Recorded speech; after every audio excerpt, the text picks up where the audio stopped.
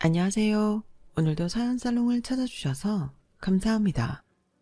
저는 서울 성북구에 사는 30대 초반의 여성이에요. 저는 올해 초 남친 어머니의 막장짓 때문에 결혼 코앞까지 갔다가 전부 없었던 일로 엎어버린 일이 있었는데요. 요즘도 문득문득 그때 일이 떠오르면 혈압이 오르는 느낌이 들거든요. 그나마 제가 발 뻗고 잘 수 있는 건 마지막에 오빠가 시원하게 한 방 먹였기 때문이에요.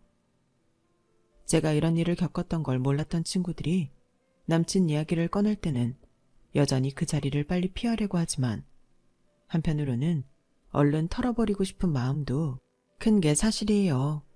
그래서 이렇게 용기를 내어 제 사연을 많은 사람들이 들을 수 있게 보내보기로 마음먹었어요. 저희 집이 파혼을 선언한 건 상견례 직전에 남친 어머니가 마련한 자리에서였어요. 오빠가 왜 그런 자리에서 결혼을 뒤엎느냐고 하실 분도 계시겠지만 이미 그 전에 저희 가족들은 모두 마음이 상해 있었어요. 그리고 오빠는 저한테 아빠 노릇을 해준 사람이니 충분히 그럴 자격이 있다고 생각하고요. 저와 남친은 2년 반 정도 사귀었어요. 그러니 결혼을 빨리 결정한 것도 아니고 그렇다고 너무 질질 끌지도 않았던 케이스죠. 남친은 중학교 영어교사이고 저는 외국계 광고회사에 다녔어요. 같은 대학을 나왔다는 공통점이 있어서 동창을 통해 만나 연락을 주고받게 되었고 그러다가 사귀는 사이로 발전했어요. 사귈 때에야 서로에게 두근대는 마음이 크니 단점이 있어도 대수롭게 생각하지 않았던 것 같아요. 남친은 성격이 과격하지 않은 데다가 성실했기에 마음이 더 갔어요. 수진이 너는 사람을 참 편하게 해주는 것 같아. 그런 너랑 평생 살면 얼마나 좋을까? 이런 수줍은 프로포즈가 더 제 마음을 사로잡았죠. 하지만 남친 집에서는 저를 탐탁치 않게 생각하는 것 같았어요. 이제 다 지나고 하는 말이니 탁까놓고 말씀드리자면 남친 엄마가 유별나게 저를 못마땅해 했어요. 제가 대학생 때 아빠가 지병으로 돌아가시고 엄마도 몸이 불편하셔서 거동을 잘 못하시거든요. 그런 면들이 마음에 들지 않을 수 있다는 건 저도 이해해요. 하지만 남친 어머니는 그 이상으로 저를 깎아내렸는데요. 자기 아들이 너무 잘났다고 생각하니 웬만한 젊은 여자들은 며느리감으로 눈에 차지 않는 것 같더라고요. 남친과 제가 동갑인 것도 남친 어머니한테는 점수를 깎인 점이었어요. 저와 남친이 결혼을 약속하고 양쪽 집에 정식으로 알리기 전 제가 남친이 자취하는 원룸에 갑자기 들른 적이 있어요. 생각보다 일찍 퇴근을 해서 남친이 좋아하는 식당 음식을 포장해서 가져가면 놀라고 좋아하겠지 하는 마음이었죠. 그런데 현관문이 살짝 열려 있었고 카랑카랑한 아주머니 목소리가 들려 저는 문 앞에서 티내지 않고 가만히 서 있었어요. 그리고는 안에서 하는 말들을 전부 다 들었죠. 너, 걔 수진인가 하는 애 말고 다른 여자 만날 생각은 없는 거야? 엄마는 참, 여자친구 두고 다른 여자를 왜 만나? 아니, 요새는 다들 이 사람 저 사람 만나다가 그중에 제일 괜찮다 싶은 사람 콕 찍어서 결혼한다는데 너는 참 누굴 닮은 건지 너무 성실하다, 융통성이 없기도 하고. 그런 사람들이 있다 해도 다 그런 거 아니야. 너 수진이 걔랑 결혼까지 하려고 이러는 거야? 결혼은 마음 내킨다고 그냥 막 하는 거 아니야. 혹여라도 그런 마음이 있으면 그 집에 대해 신상조사 샅샅이 다 하고 하는 게 좋을 거다. 여자 남자 관계는 복잡하지 않은가 그런 것도 보고. 엄마, 수진이 그런 애 아니야. 그리고 나 학교 선생이야. 애들 가르치는 사람이 무슨 신상조사야. 걔네 집 평범해. 걱정하지 마. 어머, 얘 말하는 것 좀 봐. 너 걔랑 결혼 생각은 있긴 있구나. 아무리 평범하다고 해도 아빠가 없잖아. 그런데다가 엄마도 몸이 불편하다며. 그리고 걔가 무슨 광고회사인지 뭔지 다닌다고 해도 우리는 그런 회사 들어본 적도 없고. 너는 얼마든지 더 좋은 집안에 좋은 직업 여자 선택할 수 있는 선생이라는 위치잖아. 그러니까 결혼 결정하기 전에 잘 생각해. 그냥 생각만 하지 말고 아주 진지하게 심사숙고하란 말이야. 요새 교사들 전처럼 인기 많지 않아. 그리고 내 결혼이잖아. 내가 알아서 할 테니까 너무 걱정하지 마. 어머? 아무리 그래도 너보다 오래 산 내가 인생에 대해 더 잘 알지. 네가 뭘 안다고 그래. 아무튼 엄마 말 들어. 그러는데 남친은 현관문을 닫으려고 현관으로 내려왔고, 그러면서 제가 밖에 서 있는 걸 슬쩍 봤어요. 저는 바로 뒤돌아서 엘리베이터를 타고 급하게 그 빌라를 빠져나왔고요. 아무렇지 않게 남친 얼굴 볼 자신이 없었죠. 집에 오니 남친한테 문자가 여러 통 와 있더라고요. 저는 남친과 통화를 했어요. 현우 씨, 내가 어머니 마음에 많이 안 드는 것 같은데 이 결혼 괜찮겠어? 내가 드리려고 들은 건 아니야. 나는 현우 씨 깜짝 선물하려고 말 안 하고 간 건데 그렇게 복도까지 말하는 게 다 들릴 줄 나도 몰랐네. 수진아, 네가 좀 이해해주면 안 될까? 엄마가 나한테 기대가 커서 그러신 것 같은데 너를 알고 나면 달라지실 거야. 아직 아무것도 모르고 그러신 거니까 너무 마음에 두지 마. 우리 당연히 결혼해야지. 엄마가 그러신다고 결혼 안 하고 그러는 것도 좀 아니지. 혹시 화난 건 아니지? 당황스럽지. 기분 좋지 않은 건 사실이고 모르시면 더 쉽게 말씀하시면 안 되는 거 아닌가? 나이 드신 분들이 크게 마음에 두지 않고 하신 말씀이야. 털어버리고 우리 인사 잘 드릴 생각만 하자. 그때 되면 마음 바뀌실 거니까. 남친이 그렇게 말한다고 바로 기분이 좋아진 건 아니었지만 그래도 자신 있게 모든 게 잘 될 거라고 말해주니 좀 안심하긴 했어요. 그리고 저 자신도 남친 어머니가 좋아하실 수 있게 어떻게 하면 될지 생각을 좀 해보았고요. 그래도 나름 광고회사의 기획팀에서 일하는데 시부모님들이 좋아하실 만한 선물이나 차림새 같은 건 잘할 수 있을 거라는 막연한 자신감도 있었어요. 제가 하는 일이 늘 그런 데이터를 수집해서 기획하는 일이었으니까요. 그리고 저희 집이 아빠가 일찍 돌아가셨다고 해서 남들보다 뒤처지는 건 결코 아니었어요. 오히려 좀 잘 사는 축에 속했거든요. 아빠가 사업하고 남겨놓은 재산으로 엄마가 아프시기 전에 부동산을 사서 많은 이익을 보았고 건물도 몇 개 소유하게 되었어요. 오빠는 아빠가 하시던 식품 사업을 물려받아서 프랜차이즈로 발전시켜 점점 매장이 늘고 있었고요. 저희 집에 대해 남친도 정확히 알지는 못했으니 남친 어머니는 더더욱 잘 몰랐을 거예요. 남친한테는 제 신상조사를 해봐라 마라 했지만 정작 자기가 돈 들여서 그런 거 할 생각은 없었나 봐요. 만약 그랬다면 저나 오빠한테 그런 신뢰는 하지 않았을 테니까요. 안 그래도 차츰 남친한테 저희 집이 뭐 하는지 알려야겠다고 생각은 하고 있었어요. 결혼 이야기까지 나왔으니 이제 말할 때가 됐다 싶더라고요. 제가 오빠가 뭘 하는지 엄마는 재산이 얼마인지 말하지 않은 건 그런 외적인 면보다 저라는 사람을 봐주기를 바라서였거든요. 저 역시 남친 집안이 그다지 넉넉하지 않단 걸 알면서도 남친이라는 사람 하나만 보고 만났으니까요. 남친과 저는 그런 면이 서로 통했다고 믿었어요. 하지만 남친 어머니는 생각이 전혀 달랐고 지나고 보니 남친도 어느 정도 자기 엄마와 비슷한 생각을 하고 있는 면이 있었더라고요. 남친은 결혼 승낙을 받은 후에 저한테 이렇게 당부했어요. 엄마가 나에 대한 자부심이 정말 크셔. 여동생도 그다지 공부 잘하지 않았고 지금도 적당히 알바나 하면서 사니 오로지 나만 바라보고 계시거든. 그러니 나한테 거는 기대도 커서 좀 듣기 싫은 말씀을 하실 수도 있어. 그러니까 네가 넓은 마음으로 이해해줘. 수진이 너 이해심 많잖아. 나이 많으신 분이라 생각 바꾸는 게 어려워서 그런다 하고 넘어가주면 좋겠다. 그럴게. 근데 현우 씨도 좀 노력해줄 수 있지 않아? 어머님이 조금이라도 나를 좋게 볼 수 있게 말 잘해주는 거. 이미 나한테 선입견이 있으시니 그거라도 좀 벗어나게 해주면 좋겠다. 물론이야.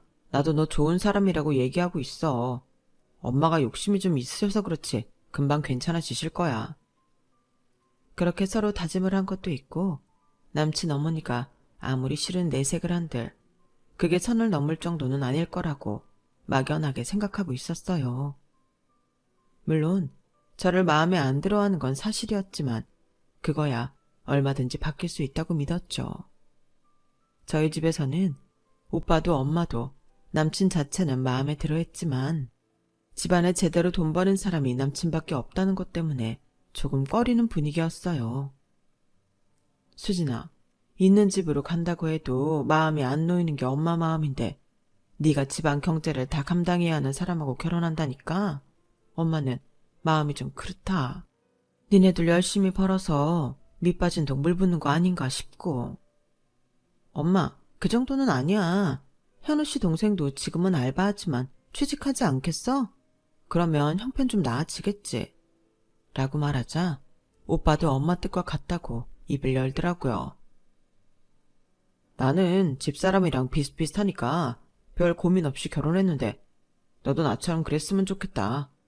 너무 차이가 나면 한쪽으로 부담이 치우치는 법이거든. 물론 그 현우라는 사람 자체가 나쁘다는 거 아니야.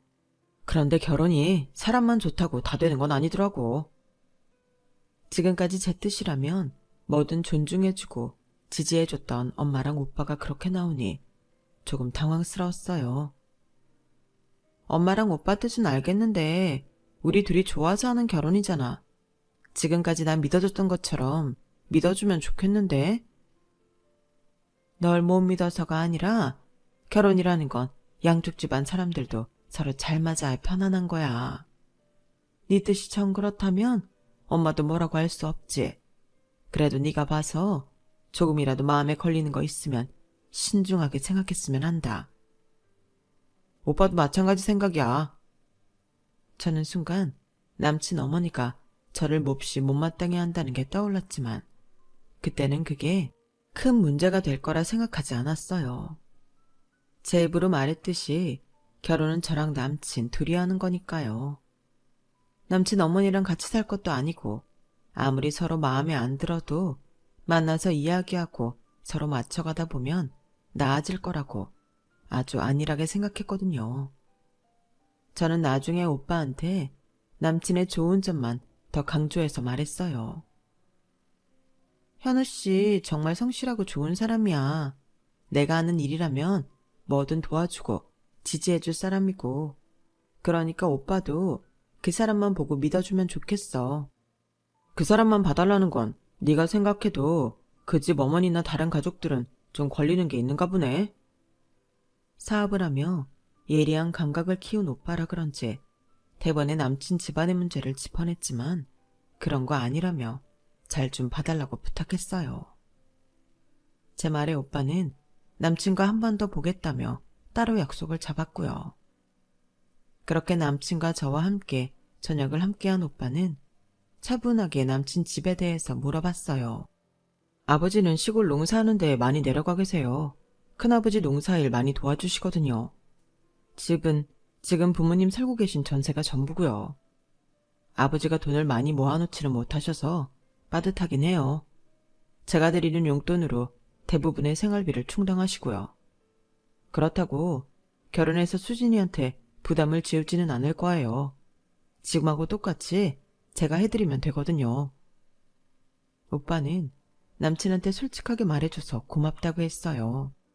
하지만 저와 둘이 집에 가면서는 좀 걱정이 된다고 했어요. 아까 내가 티는 안 냈는데 시어머니 자리 성격이 만만치는 않을 것 같다는 생각이 드네. 우리 엄마야 당신이 몸도 불편하시니 며느리 힘들게 할까봐 더 미안해 하셨지만 현우 씨 어머니는 좀 다를 것 같아. 오빠는 말 몇 마디 들어보지 않고도 남친 어머니 성격을 어느 정도 파악하고 있었고 저는 오빠의 통찰력에 놀라기는 했지만 그렇다고 하지는 않았어요. 그때까지만 해도 남친과 결혼하고 싶은 마음이 컸거든요. 뭐 쉽지는 않겠지. 10월드라는 말이 괜히 있겠어. 그래도 나 잘해낼 자신이 있어. 같이 살게 되면 공동체가 되는 건데 남편의 어려운 거 나도 도와야지. 하지만 그 말이 얼마나 모든 일을 쉽게 생각하고 한 말인지 저는 곧 뼈저리게 깨닫게 되었죠. 남친 어머니가 저희 엄마와 오빠를 무시하는 걸 보고는 단번에 정이 확 떨어졌으니까요.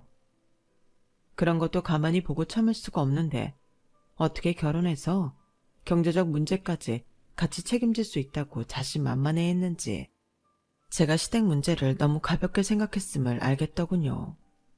그 이전에 남친 부모님을 만났을 때부터 이미 제 마음속에는 조금씩 금이 가고 있었고요. 남친 아버지는 말수도 적고 튀는 분이 아니어서 제 인사만 받고 조용히 식사하신 후 방으로 들어가셨어요. 하지만 남친 어머니는 좀 달랐죠. 우리 현우가 의리가 좀 있지. 아무리 모자라고 많이 빠지는 사람이어도 자기랑 인연을 맺으면 아주 끝까지 지가 책임지려고 하는 게 있다니까. 그러니까 이렇게 아가씨하고도 결혼한다고 하지. 아가씨 아주 봉잡은 줄 알아. 요즘 세상에 우리 현우만한 애 만나기 쉽지 않다고. 이거 내 아들이라 사는 소리가 아니야. 그러니까 아가씨도 결혼하겠다고 했겠지? 끝까지 제 이름 한번 안 불러주시고 아가씨 아가씨 하며 은근히 저를 갈구는 게 많이 거슬렸는데 남친은 정말 아무렇지 않은 표정으로 TV만 보고 있었어요. 저는 그때부터 이건 아니라는 생각이 들었어요. 제가 원한 그림은 이런 게 아니었거든요. 적어도 이럴 때 자기 엄마한테 그런 말 하지 말라고 하는 게 나를 위하는 예빈한 편의 태도 아니겠어요? 그런데 남친은 아주 당연한 소리를 듣는 것처럼 태연했어요. 남친 어머니는 더 제 속을 긁는 말을 했어요. 나 아가씨 좋아서 며느리 맞이하겠다는 거 아니야? 현우가 아가씨랑 결혼해야 신상 편하다고 하니 어쩔 수 없이 허락하는 거지. 뭐 우리는 듣도 보도 못한 회사 다니는 것 같은데 현우 말로는 그래도 그쪽에서는 괜찮은 회사라고 하고.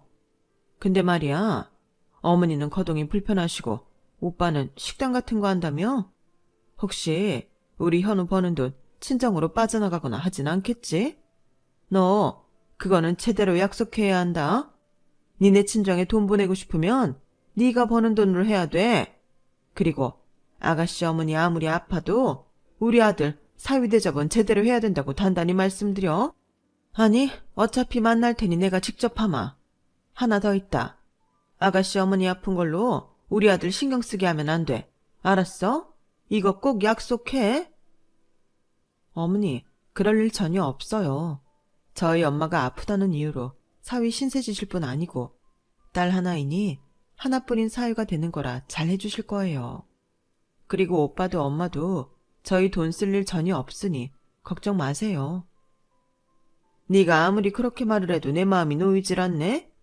기분 나쁘게는 생각하지 마. 아들 가진 엄마는 그런 법이야. 아가씨 엄마도 오빠 장가 보낼 때 그랬을걸? 더 있는 집 자식 며느리로 맡고 싶다고 말이야. 그러니까 혼수도 니네 형편에 맞게 하고 집도 그래. 그게 공평하지 않겠어? 우리 돈 더 보탠다고 돌아오는 게 있을 것도 아니잖아. 이런 건 솔직히 말하는 게 깔끔한 것 같아 하는 소리야. 저는 저도 모르게 남친을 바라봤지만 남친은 대체 무슨 생각인 건지 지네 엄마하고 똑같은 표정을 하고 있었어요. 그날 이후 남친에 대한 저의 마음이 흔들리기 시작했어요. 하지만 결혼을 뒤엎을 만큼의 일은 아닌 것 같았고 아직 남친에 대한 좋은 감정이 많았기에 이 일을 엄마나 오빠한테 말하지 않고 넘어갔어요. 제가 사실 그대로 말했다면 엄마도 오빠도 이 결혼 못한다고 적극적으로 말리셨을 거예요. 그리고 며칠 후 남친이 전화를 해서 이러더라고요. 있잖아, 엄마가 정식 상견례 전에 너랑 너네 가족한테 예물이랑 선물 보낼 거 고르고 싶으시대. 그런데 그때 너 말고 가족 중 다른 분도 같이 만났으면 하시네. 어머니는 안 되실 거고 형님은 시간 괜찮으시지? 남친은 이제 저희 오빠를 형님이라고 호칭했어요. 그런데 저희 의견은 묻지도 않고 일방적으로 자기 엄마 뜻대로 맞추라는 듯한 말투가 좀 거슬리더라고요. 원래 그런 건 알아서 준비해서 우리 쪽에 보내주는 거 아닌가? 나는 그렇게 알고 있는데. 근데 왜 굳이 보자고 하시는 거야? 엄마도 다 생각이 있으시니 그러시겠지. 취향에 맞는 걸로 보내시라고 하신다는 생각은 못해? 어째 말에 가시가 있다. 가시가 없는 게 더 이상하지 않아? 내가 못마땅하다는 말을 대놓고 하신 분인데 저렇게 예물 보내는 걸 직접 만나서 하시겠다고 하잖아. 제 말에 남친은 잠시 말이 없었어요. 수진아, 우리 지금까지 잘해왔잖아. 조금만 더 하면 우리 결혼하는데. 예민해진 건 알지만 서로 좀 더 맞춰가자. 엄마가 설마 여기까지 와서 안 좋은 말 하려고 만나자고 하시겠어? 걱정하지 마. 엄마도 너랑 안 된다고 하실 거면 그날 하셨지. 여기까지 끌고 오지 않으셨을 거야. 저는 더 이상 말해봤자 소용없다는 생각에 알았다고 했어요. 남친 말이 일리 있다고 생각한 것도 있었고요. 아무리 저한테 안 좋은 말을 했기로 결혼 앞두고 무언가 같이 고르는데 나쁜 말이 오갈까 싶었죠. 그래서 저는 오빠한테 상견례 전에 남친 어머니가 보고 싶어 하신다는 말을 전했고 그날 시간에 맞춰 오빠가 나오기로 했어요. 그런데 남친 어머니가 약속 장소로 고른 곳이 좀 이상했어요. 예물과 선물로 쓸 가방이나 옷은 그래도 백화점에서 사지 않나요? 남친 어머니가 알려준 장소는 주변의 백화점이 아니라 아울렛이 모여있는 곳이었고 만나자고 한 장소는 정육식당이었어요. 대체 이게 뭔가 싶더군요. 여기서 보자고 한 걸 오빠가 알면 무슨 생각을 할지도 걱정이 됐고요. 아무리 상견례 자리가 아니라고 하지만 처음 저와 밖에서 만나고 거기에 더해 저희 오빠까지 나오는 자리인데 정육식당이라뇨. 정육식당이 나쁘다는 뜻이 아니에요. 저도 정육식당에 가서 고기 잘 먹고요. 맛집이면 더더욱요. 그런데 이건 예의가 아니잖아요. 사람을 얼마나 무시하면 이런 식으로 행동할까 싶어서 남친한테 어머니가 여기서 보자고 하셨어? 라고 문자를 보냈더니 별 반응이 없더라고요. 그냥 거기가 우리도 편할 테니 정한 거라나요? 그제야 저는 남친도 저희 집을 좀 우습게 본다는 걸 알았어요. 솔직히 그동안 남친 보며 씌어 있었던 콩깍지가 한꺼풀 벗겨지는 순간이기도 했고요. 장소를 바꿨으면 좋겠다고 해도 남친은 엄마한테 말을 못하고 어버버하며 정식 상견례도 아니니 그냥 지나가자고 하더군요. 저는 고민 끝에 오빠에게 만날 장소를 전했고 그 말을 들은 오빠 표정이 정말 무섭게 변했어요. 참 이거 어떻게 받아들여야 해? 박현우는 이거 알아? 여기 근처에 아울렛만 있잖아. 그리고 정육식당? 내가 아무리 부모가 아니라고 해도 그렇지. 아니, 그보다 그날 누가 나오는지 알지도 못하는데 이런 데서 보자고 하는 건 대체 뭐야? 나 아무리 인생 오래 안 살았어도 사돈을 처음 보면서 정육식당에서 만나자고 하는 경우는 처음 본다. 알았어. 만나자고 해. 대체 그 어머니 어떤 분인지 얼굴 꼭 보고 싶네. 저는 남친한테 그날 보자는 형식적인 문자만 보냈고 남친은 저한테 상견례 전 이러지 말라며 좋게 좋게 하자는 참 어이없는 문자를 보냈더군요. 결혼에 대한 제 마음의 절반은 이미 날아가 버렸어요. 저 역시 그날 이 사람들이 어떻게 나올지 보자는 심정이었어요. 저와 오빠는 최대한 예를 갖춘 옷차림을 하고 약속 장소로 갔어요. 그 복잡하고 시끄러운 정육식당 한 구석에 남친과 그 어머니가 있더군요. 남친 어머니는 저희 오빠가 멀끔한 걸 보고 살짝 놀란 눈치였지만 일어나지도 않고 앉아서 인사를 받더니 거만하게 앉으라 하더군요. 뭐 거기까지는 그럴 수 있다고 쳐요. 그 다음부터가 가관이었어요. 우리 현우 형님 되실 분이 아주 반듯해 보이니 그건 참 마음이 놓이네요. 내가 많이 고심했는데 우리가 그쪽 수준을 맞춰주는 게 그쪽이나 아가씨도 마음이 편할 것 같아서 이쪽으로 잡았어요. 밥 먹는데도 이런 데가 훨씬 낫죠? 평소 안 가던 고급 한정식 이런 데 가면 밥도 안 넘어가고 말도 잘 안 나올 거 아니에요. 그리고 여러 가지 준비할 때 부담 갖지 말라는 뜻에서 아울렛에서 하나씩 골라보자는 취지로 제가 정했어요. 저 이래봬도 맞춰주려고 노력 많이 했어요. 사돈, 총각은 아니죠? 네, 결혼했습니다. 그런데 저희 수준을 잘못하신 것 같은데요. 왜? 나는 정말 맞춘다고 맞춘 거야. 그리고 오늘 여기는 내가 낼 테니까 부담 갖지 말고 양껏 먹고요. 남친 어머니가 은근슬쩍 말도 놓으며 뻔뻔하게 웃는데 오빠가 참는 게 보이더군요. 저와 오빠는 아무 말 없이 점심으로 된장찌개를 시켜서 먹었어요. 남친 어머니는 고기라도 시켜라. 더 비싼 거 먹어도 된다. 호들갑을 떨었지만 저희가 다 사양했죠. 남친은 정말 눈치 없이 거기서 지 먹을 고기를 굽고 앉았더군요. 남친 어머니는 거기에 대고 정말 분위기 파악 못하는 말을 더 했어요. 사실 우리 현우 같은 신랑감 드물지. 요즘 교사 인권 어쩌고 해도 교사만큼 안정적이고 돈 잘 나오는 직업 있나? 게다가 선생이라고 해봐. 어딜 가나 대접받지. 아가씨 이제 선생 사모님 되는 거야. 그러니까 우리 현우한테 정말 잘해야 돼. 내가 정말 내 아들 아까운데 허락한 결혼이야. 거기까지 들은 오빠가 더는 못 참겠다는 듯 자리에서 일어났어요. 잘 먹었습니다. 그 아까운 아들은 그럼 수준에 맞게 아깝지 않은 여자 찾아보시죠. 수진이 일어나. 오빠의 말은 얼음장처럼 차가웠고 저도 딱딱하게 굳어 일어났어요. 그러자 남친이 놀라서 자리에서 일어나더군요. 왜 그러세요, 형님?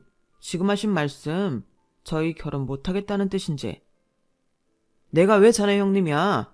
우리 수진이랑 아무 사이도 아닌데. 현우 씨 어머니 뜻 잘 알겠으니 저희도 이 결혼 안 하는 걸로 하죠.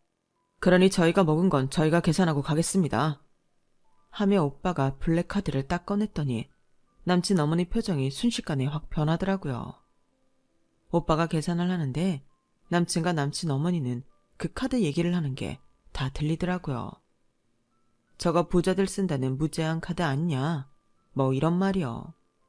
그런데 오빠가 계산을 하고 나가려는데 다른 자리에 앉아 식사를 하던 한 건장한 남자가 일어나서 오더니 깍듯하게 인사를 하는 거였어요. 대표님, 여기까지 어쩐 일로 오셨어요? 그것도 이런 시간에요. 아, 잠깐 동생하고 볼 일이 있어서. 요즘 장사는 잘 돼요? 이쪽 상권 요즘 그래도 좀 나아졌죠?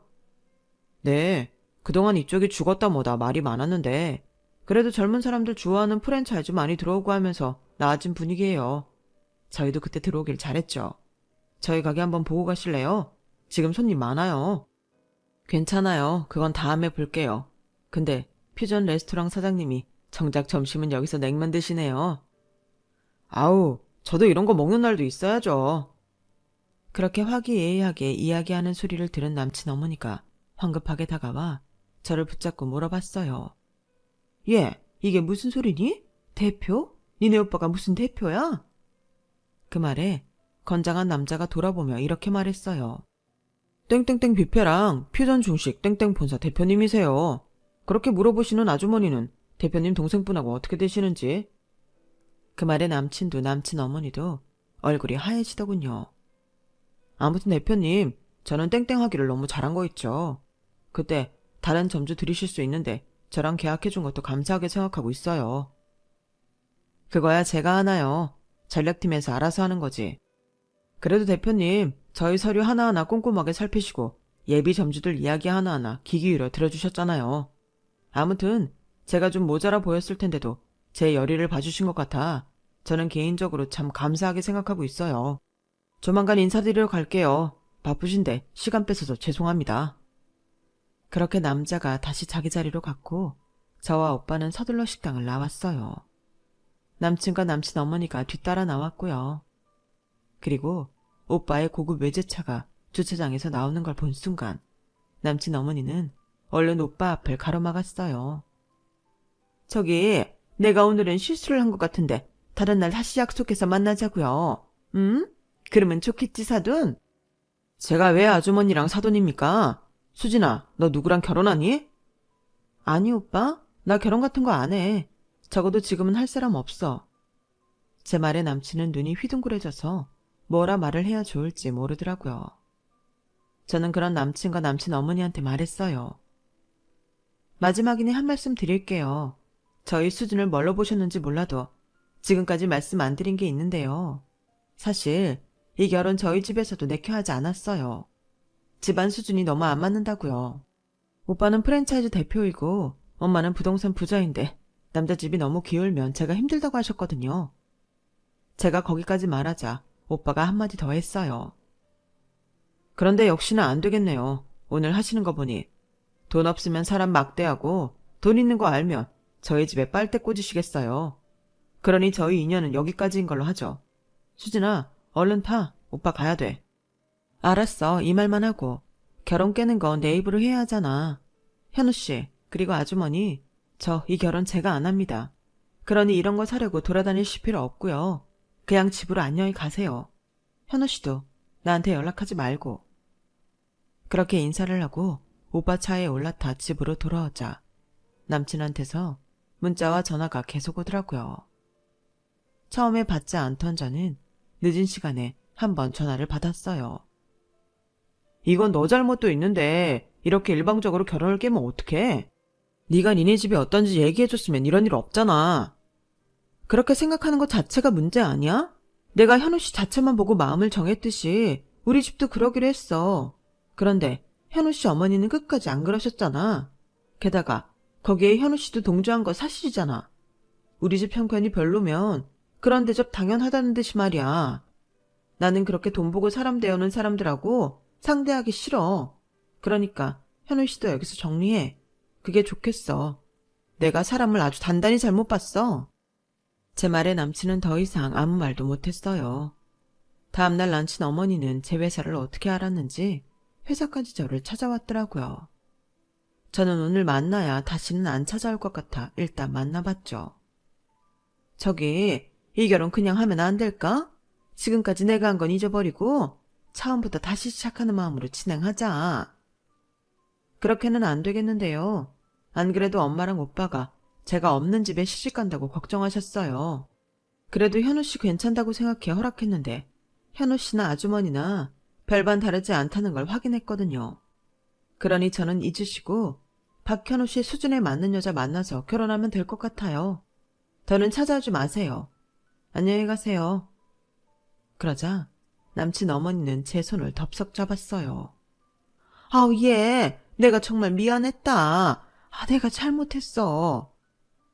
이미 늦었어요. 차는 지나갔다고요, 아줌마. 제 말에 남친 어머니는 더는 어쩌지 못했고 저도 남친 어머니 손을 뿌리치고 카페를 나왔어요. 그 후 웨딩샵이며 결혼식장도 다 취소하고 사진 촬영 업체까지 따로 알아본 것도 전부 제가 위약금 물고 취소했어요. 이건 네가 돈 물어내라 어째라 하면 다시 얽혀야 하고 그렇게 구질구질하게 그 사람들이랑 마주치고 싶지 않았거든요. 저는 모든 걸 잊는다는 심정으로 휴가를 내고 혼자 일주일간 해외여행도 다녀오고 그렇게 차츰 잊어갔어요. 물론 남친은 그 후에도 질척대며 저한테 연락을 하며 다시 만나자고 매달렸지만 제가 연락처를 차단해버려서 그 후로는 서로에 대해 모르고 살고 있네요. 앞으로는 그러한 사람 걸러내야 된다는 강박증까지 생겨 남자를 제대로 만날 수 있으려나 싶기도 하지만 뭐 세상에 나쁜 사람만 있겠어요. 정말 좋은 사람 만나려고 이런 시간을 겪는 거겠죠. 제 이야기 들어주신 분들 감사드리고요. 좋은 사람들과 더 풍성한 하루하루 보내시길 바랍니다. 여러분, 사연 댓글에 응원과 현명한 조언 부탁드려요. 좋아요와 구독은 저에게 큰 힘이 됩니다. 오늘도 좋은 일 가득하세요.